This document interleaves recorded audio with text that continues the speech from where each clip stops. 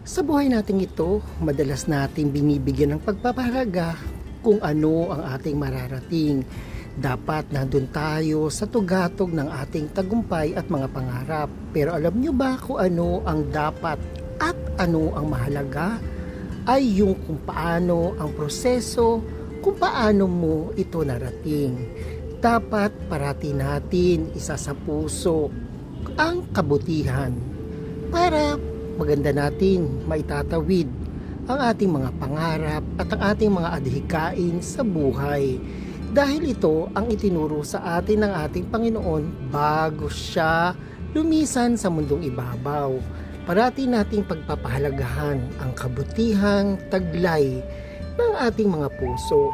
Dapat parati nating pagpapahalagahan ang isa't isa sa mundong ibabaw para madali nating marating ang ating mga pangarap.